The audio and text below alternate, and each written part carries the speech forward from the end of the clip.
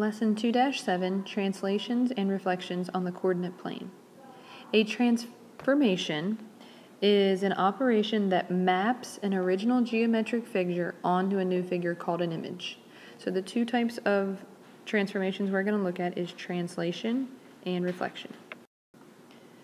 The first one we're going to look at is a translation, and this is when you slide a figure from one position to another without turning it.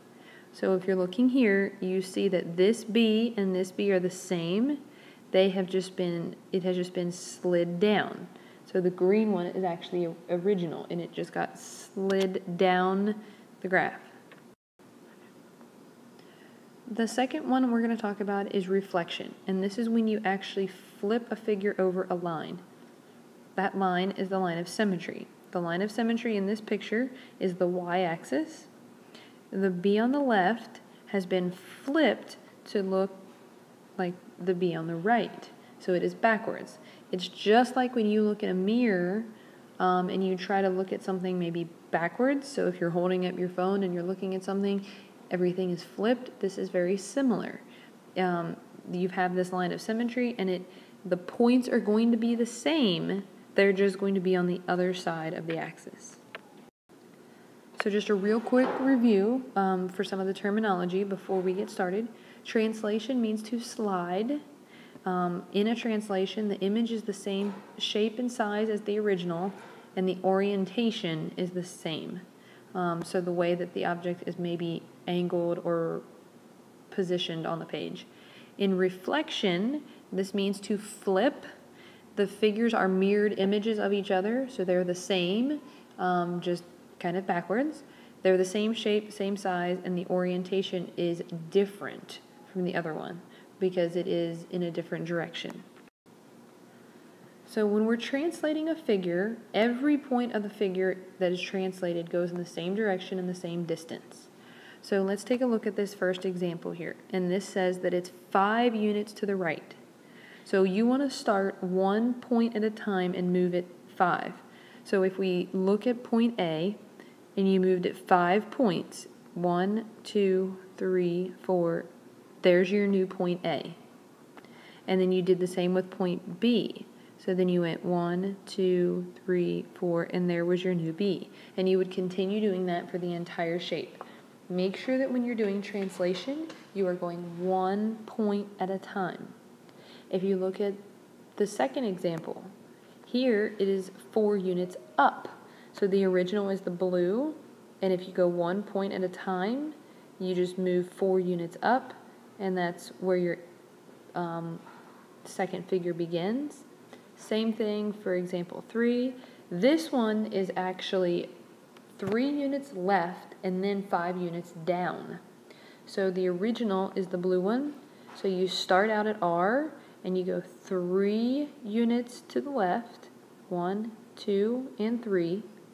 And then from there, you go 5 units down, 1, 2, 3, 4, before you make your new point. So sometimes with translation, they give us multiple directions. Make sure that you're using those directions for each point. So here would be an example of a figure, and the point is J, negative 2, 5. Well, we know that we want to translate the figure a positive 6 and a negative 4. That's just what they're telling us. Well, to do that, you add or subtract these. So if it's already a negative 2 and you're moving it 6 places in the positive direction, that means that it's moving 6 places to the right. Then it would end at positive 4. Now, for X and Y, it goes up or down, so it would actually be moving down 4, so it would end at 4, 1.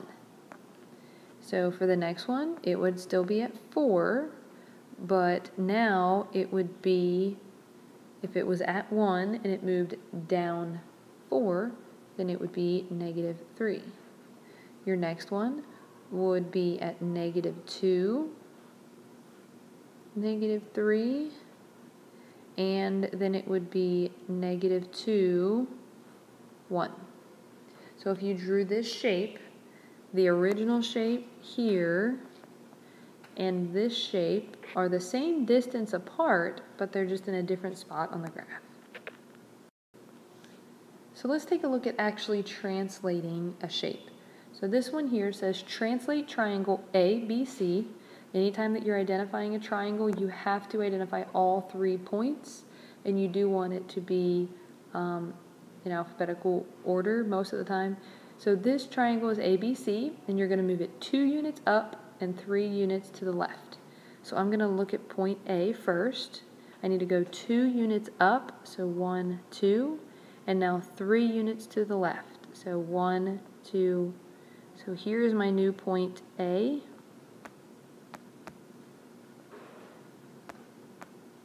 Now I have to move B.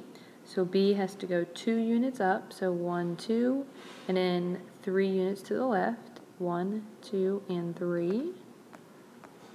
So there's my new point. And then the last one is C, and this one has to go 2 units up. So 1, 2, and then 3 units to the left. 1, 2, and 3. So if that's my new triangle, then I connect all the points to have my new triangle. It's on the same graph, but it has been translated 2 units up and 3 units left. Let's take a look at an example. When reflecting a figure, every point of the original figure has a corresponding point on the other side. So the vertices of the figure D, E, F, and G. So you first draw the original figure, which is here in front of us, and then from there you reflect it across the y-axis and create another figure.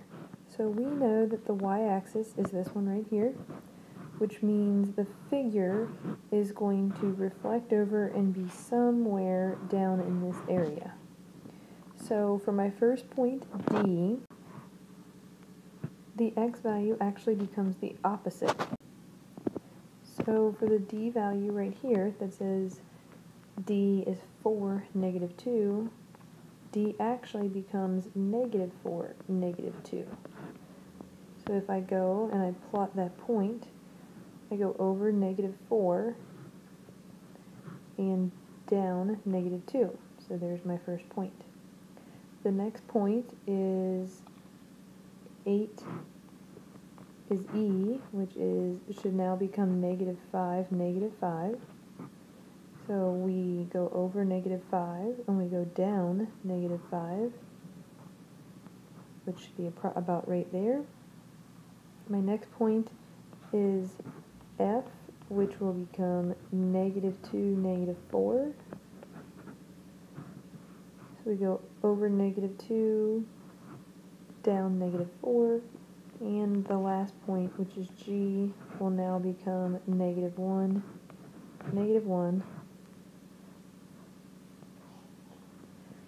And then if you connect those 4 points together,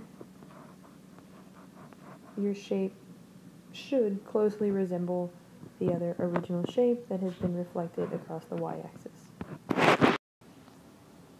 Pause the video to complete the lesson review. Make sure to do all 3 examples in order to receive verification for this video.